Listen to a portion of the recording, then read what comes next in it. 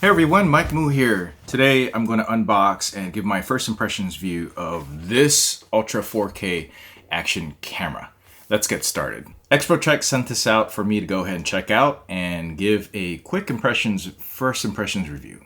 I think the headline feature of this, besides that it is a 4K action camera, is the very fact that it is very reasonably priced. Check my link down below.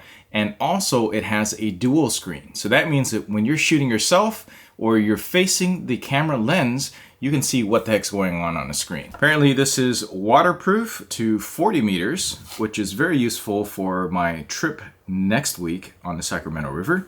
It's got a dual color screen display, and the front screen is, well, it doesn't have stats on the front screen right here. It's got a built-in electronic image stabilizer, which is very useful and very common now for higher end action cameras. And it's got native 4K Ultra HD video recording. So that means we're talking about 3840 by 2160. Yeah, that's pretty much it. It's also Wi-Fi enabled. All right, let's check out what's in the box here. I want to thank Exprotrek and company for sending this out for me to review. I would have never looked into getting one of these because, you know, everyone uses the big name brand that starts with a G. And DJI, of course. Initially, what I already love seeing is the very fact that they give you the waterproof case. Now, I don't know whatever happened over the past few years, but these now are additional accessories that you got to pay for many other brands in order to get that waterproofing done. Or at least, you know, take it down. If you want to take it down diving, you got to pay extra for this. This is included. So props for that. I feel like the buttons on here, let's see, let's zoom in a little bit closer here. I feel like the buttons here are very solid. This is very much feels like a mature product, or at least designed by a company that knows a little bit what they're doing. Now, it doesn't look like this is as beefy. So, I don't know. I guess we'll have to do a few bits of drop testing on here. Inside the box, another big positive is they give you 2 batteries right off the bat. That's awesome. I don't know many other camera companies that already do that in there. And let's take a look to see what the capacity is of these things. It is 1350 milliamp hours or 4.995 watt hours. I wonder why they gotta say 4.995. Wouldn't you round up to 5 watt hours? Okay, 3.7 volts. I think that's pretty comparable with a lot of action cams out there. Pretty standard type of connectors, but I do not believe that they are compatible with other cameras. Okay, so that's 2 of them here. You know what would really throw this overboard is if they actually included a external charger, because that would be awesome. All right, we got this user manual, user guide, and it is in multiple languages. I see German. I see what appears to be Japanese, and I believe also Chinese in here. So that's pretty cool. Frankly, when it comes to an action cam, for the most part, you don't really need to look at the user guide. All right, now we have this whole accessory box right here. Okay, and it feels like it's pretty packed with stuff. I dig the purple color, and let's see what kind of mounts are included. I see a Velcro strap, just generally useful. I see a big version of a buckle type of mount, but this is actually a clip mount. See that?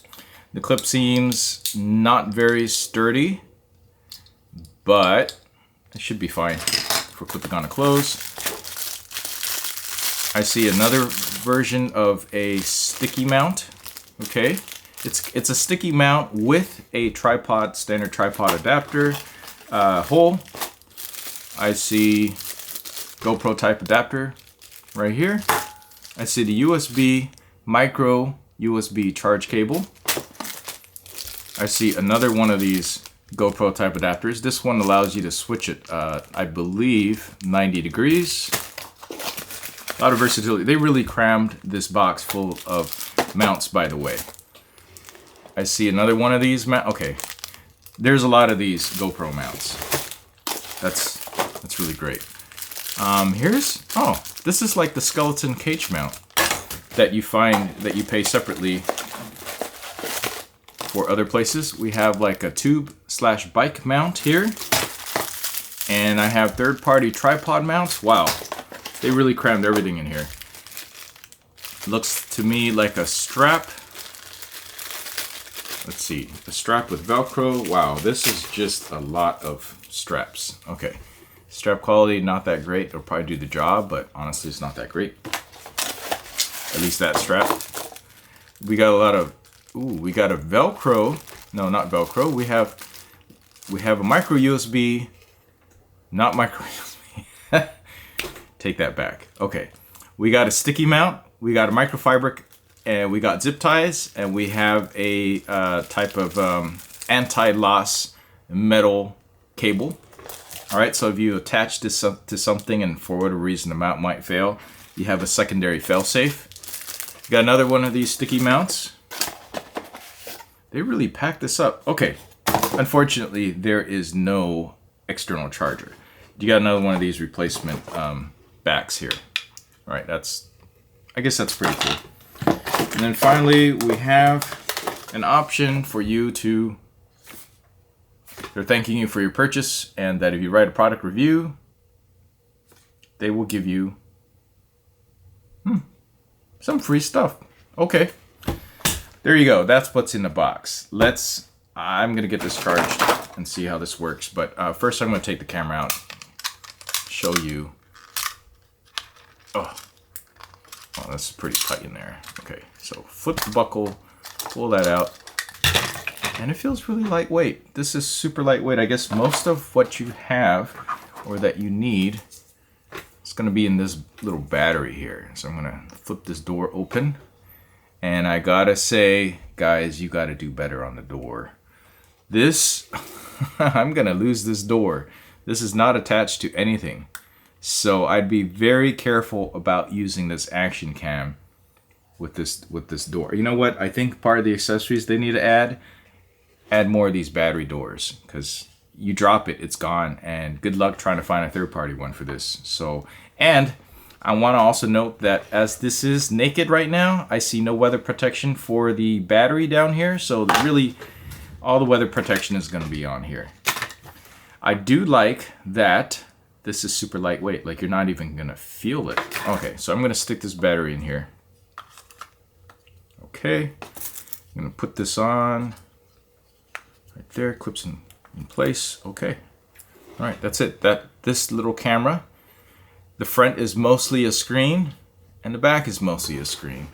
Now, in order to see the interface and all that, I have these little tripod thing, so you're ready to go there. And we have an HD output as well as a micro USB input for charging. And this is where you put your micro SD. We have an on-off button at the top for OK, and then you have some function buttons over here. M probably for the mode. And then we have a down arrow to make some selections and what appears to be a speaker over here. Speaker or microphone or potentially both. I don't know. Okay, so I'm going to get this charged. We'll see how long this gets charged, and we'll continue on the video after this gets charged. As I'm recording this, I'm looking at the front screen, and it's sufficient. I mean, I can definitely tell that it is pointing directly at me, and I like that. Interestingly enough, in the manual, it doesn't actually tell me how to turn the front screen on. Apparently, you press the top M or the M button and hold it down for a few seconds, and it turns off the back screen. But I like that this has that, and for a really decent price. So.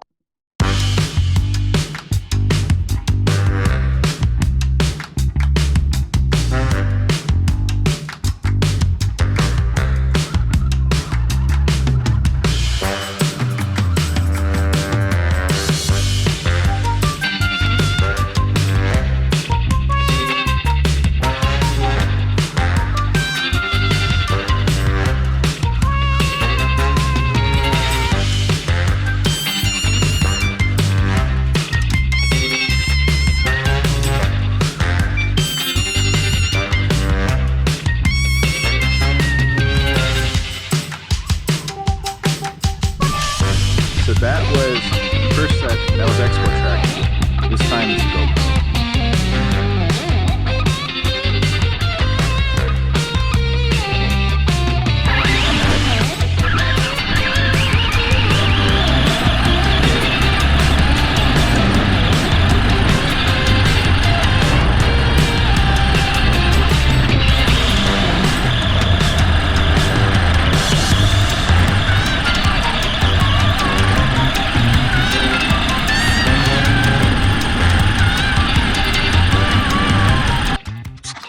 so that was tested in the stabilization.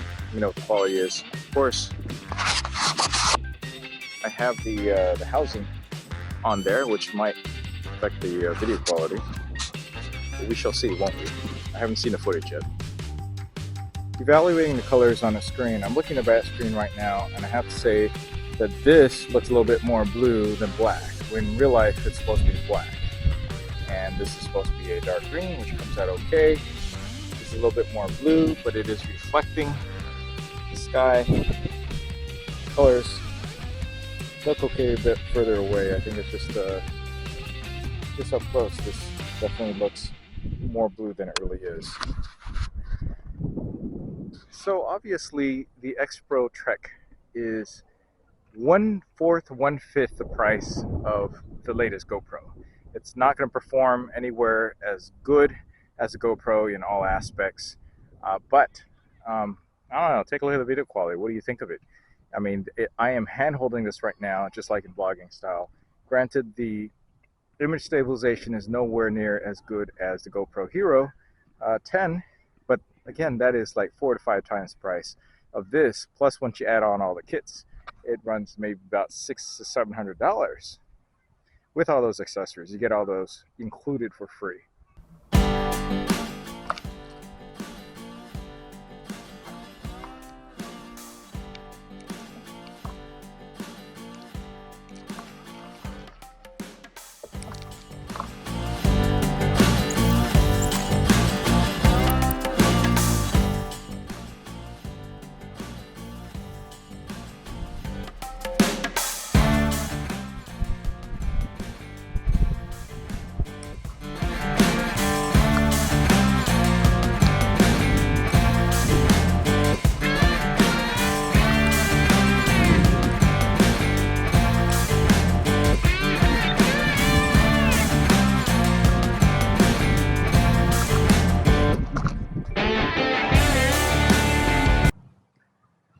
So if you can't tell, the sun has already set. It's a little bit dark out here.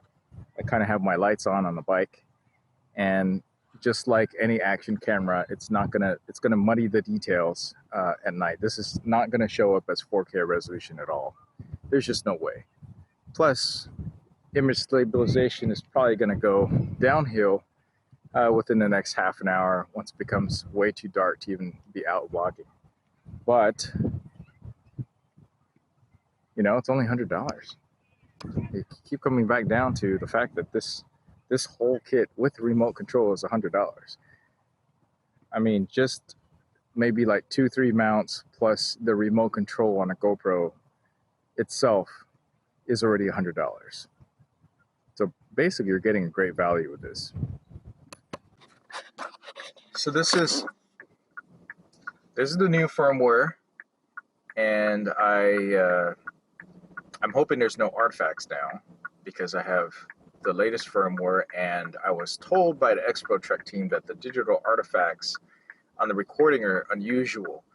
So right now it's, again, the sun is setting, and I just basically have this right here on my dashboard, and we're going to see how the quality is when we get back and do a little bit of editing here.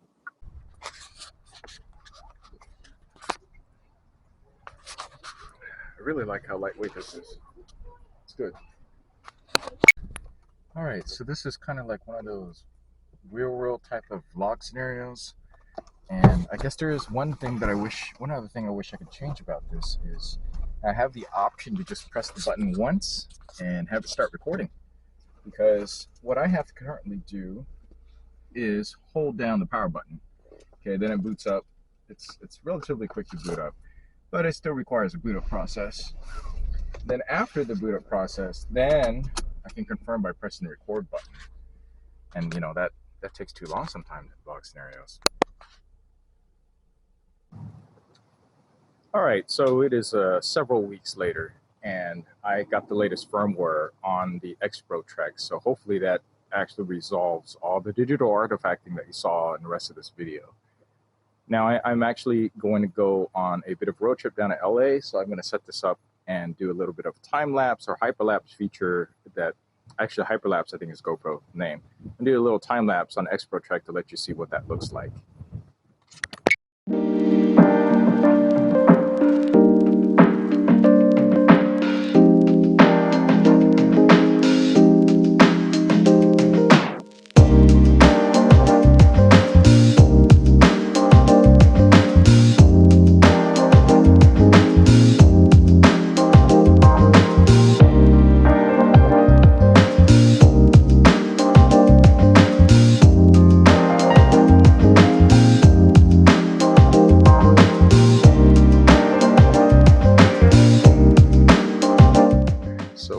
to record a little bit of footage in the gym, but there's someone in there and I feel self-conscious and I don't want them to feel, weird.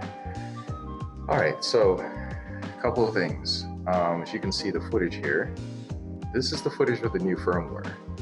And judging by the looks of it, I am not getting the full 4K.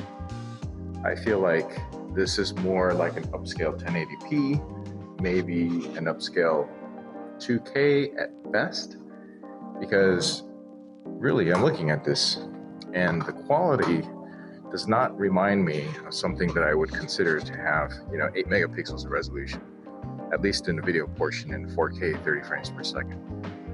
Now that's typically what I'm recording in. I'll try 4K 60 real quick. Okay, so this is at 4K 60. I don't know if you see a noticeable improvement or not. Let me check it out real quick. Let me switch to the front screen.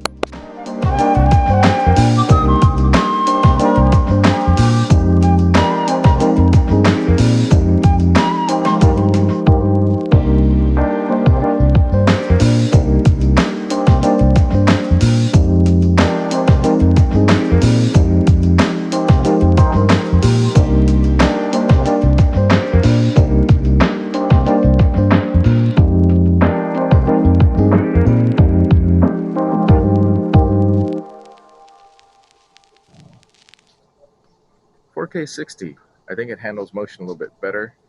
The quality of the color is still not where I would like it to be, but keep in mind this is a $100 camera and it's got a front-facing screen, which is perfect for beginners or people who don't know if they want to invest so heavily into one of the other big name brands with the front-facing screen.